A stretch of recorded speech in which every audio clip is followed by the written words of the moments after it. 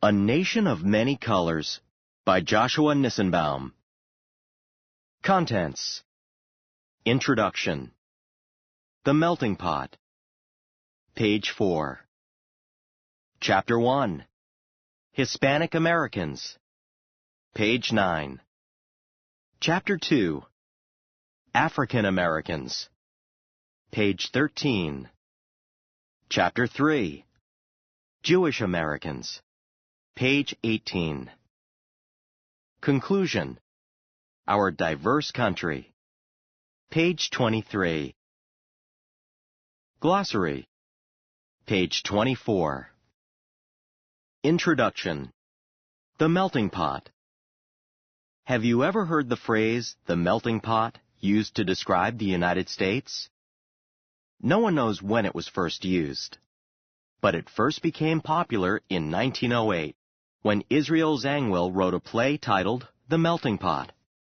The play, which attracted a lot of attention, focused on the experiences of early 20th century American immigrants. Ever since Zangwill's play, people have used melting pot to describe the collection of ethnic groups that have immigrated to the United States. The United States melting pot grew rapidly in the late 1800s, when millions of immigrants came into the country. Each newcomer brought along customs, cultural products, languages, and values, which changed American culture. Immigrants come to America for all sorts of reasons. Many arrive looking to acquire an education. Others come hoping to find jobs and gain civil rights.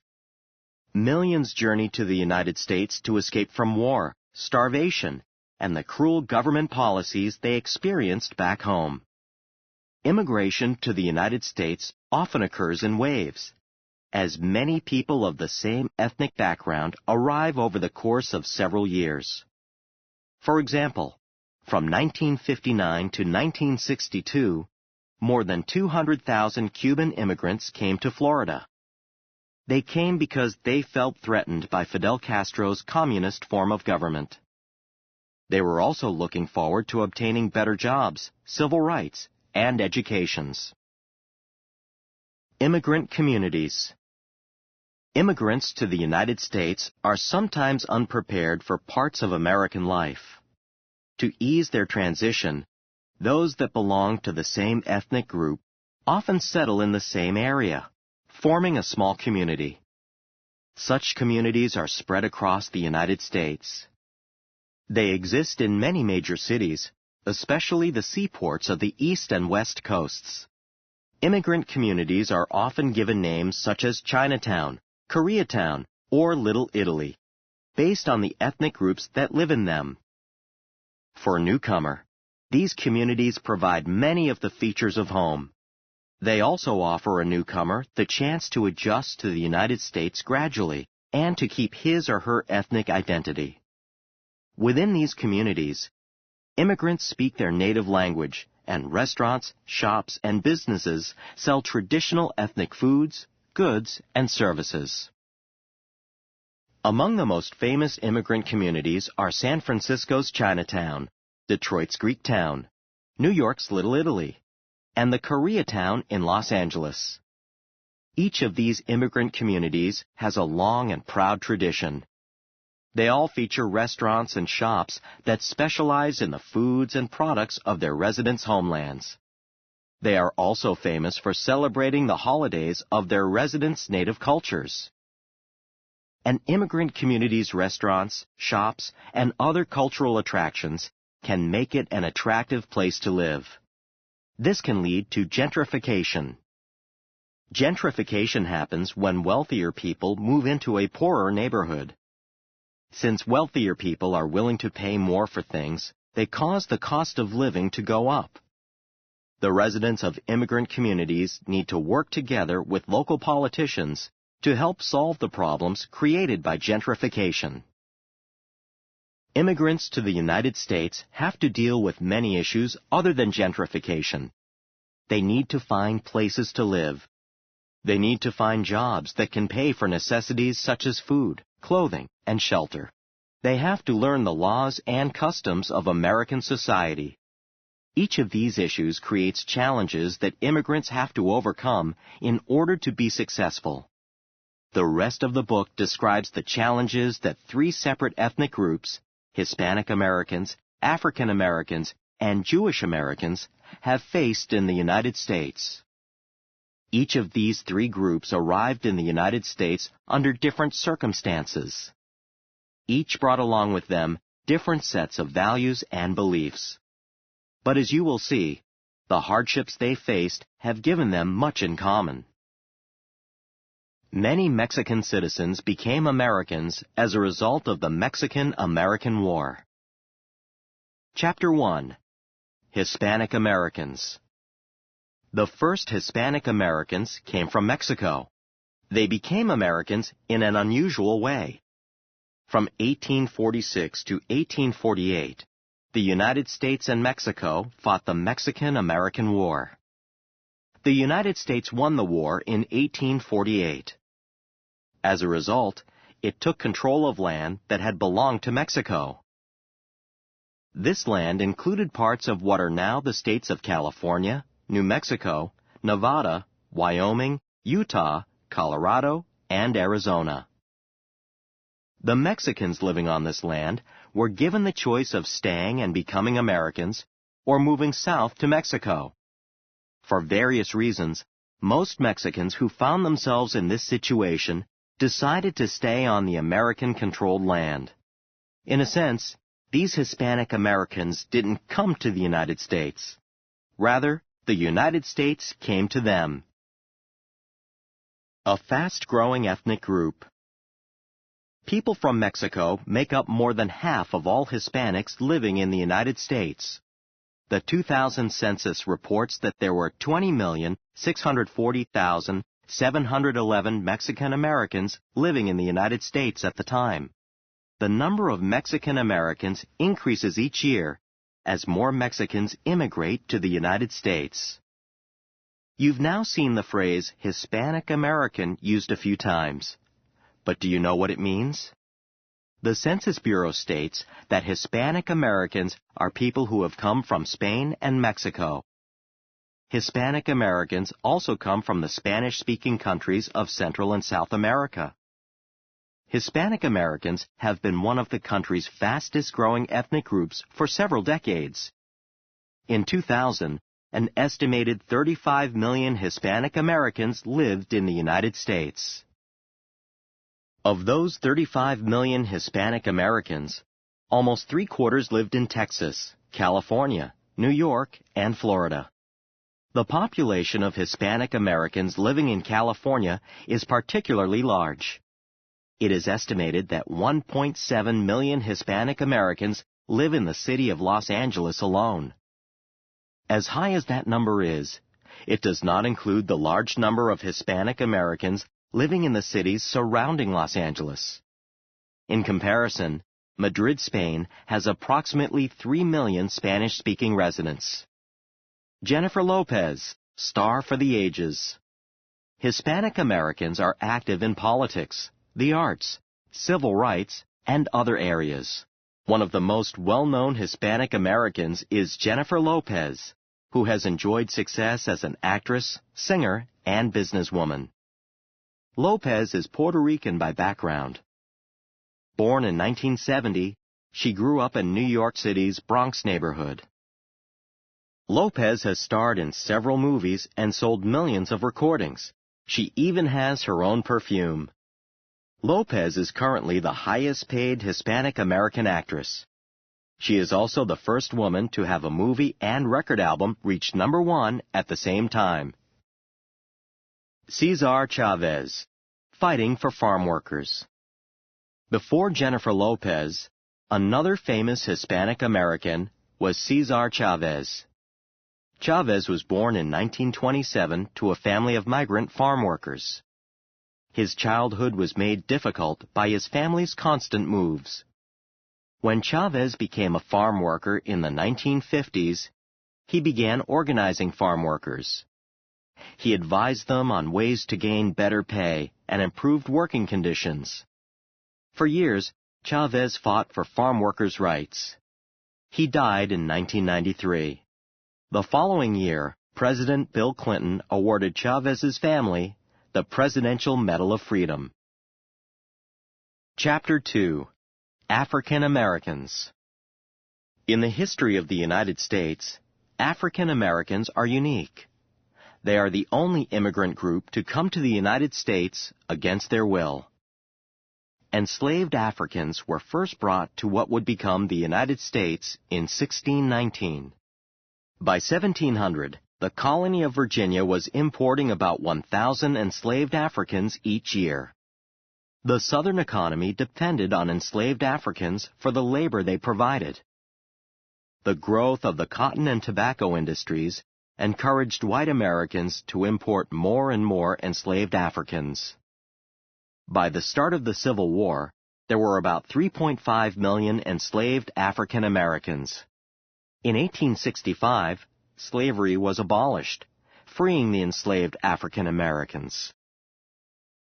The Civil Rights Movement. Since the abolition of slavery, African Americans have had to battle severe prejudice or racism of white Americans. White Americans have had difficulty accepting the fact that African Americans deserve equal rights. In some ways, African Americans are still forced to fight for the equality they deserve. After World War II, African Americans decided they were no longer going to tolerate racism. Out of their determination grew the Civil Rights Movement. The movement used peaceful methods to promote equality among all Americans. It caused many white Americans to reconsider their views towards African Americans and others. The movement united African Americans as never before, producing leaders such as Martin Luther King, Jr. The 1960s also saw renewed interest in African cultural traditions. In 1966, the holiday Kwanzaa was created by an African-American political activist named Maulana Ron Karenga. Karenga created Kwanzaa so that African Americans could enjoy elements of traditional African culture. Kwanzaa is celebrated during the last 6 days of December, ending on New Year's Day. Nearly 5 million African Americans took part in Kwanzaa in 1990. After years of struggle, African Americans have created a strong ethnic identity. Music, fashion, sports, and entertainment are all areas that have benefited from African American involvement. In addition, African Americans have made major contributions to science and literature. The March on Washington, held August 28, 1963, was a highlight of the Civil Rights Movement. Martin Luther King, Jr. gave his famous "I Have a Dream" speech at this rally. African Americans in politics. African Americans account for only 13% of the U.S. population. This makes them a minority. Despite this disadvantage in numbers, African Americans have been elected mayors in major cities such as Los Angeles, Philadelphia, Chicago, and New York City. They have also won elections in cities where there are very few African Americans, such as Augusta, Maine, and Denver, Colorado. African Americans have also gained ground in the federal government. In 1992, Carol Moseley Braun was elected Senator of Illinois, making her the first female African American senator. The following year, Ron Brown was named Secretary of Commerce. Before Brown, only Robert Weaver, who was Secretary of Housing and Urban Development during the 1960s, had held such a position. In 2001, President George W. Bush named Colin Powell to serve as Secretary of State and Condoleezza Rice to serve as National Security Advisor. In 2004, Rice replaced Powell as Secretary of State. Both Powell and Rice have given advice to President Bush on how to deal with major foreign policy issues. And both are African American. Many African American politicians of less fame than Powell and Rice are working to improve the lives of African Americans. Groups such as the Congressional Black Caucus, or CBC, formed in 1969 to give added strength to African Americans in Congress, have helped reduce inequality over the past few decades by drawing attention to issues affecting African Americans. The CBC and similar organizations will continue to play a major role in guiding African Americans toward a better future. Chapter 3. Jewish Americans. Jewish people have been in the United States since the 1600s. In Europe, Jews faced anti-Semitism. Anti-Semitism is a form of prejudice that singles out Jewish people.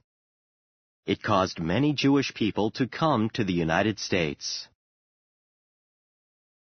From early on, Jewish Americans were eager to assist with the country's development.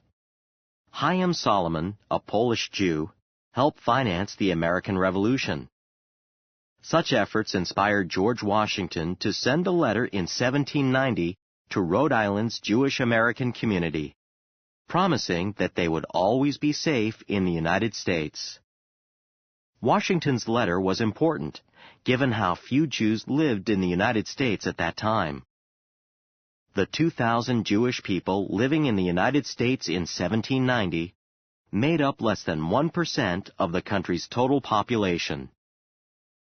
Friction between different Jewish groups. In the late 1800s, people from all over Europe immigrated to the United States. Among them were many Jewish people. From 1880 to 1920, approximately 2 million Jews entered the United States. Many of them were Eastern European Jews escaping the anti-Semitism that flared up in Eastern Europe during the late 19th century. The Jewish Americans who had immigrated in the early 1800s from Germany resented the later Eastern European Jewish immigrants.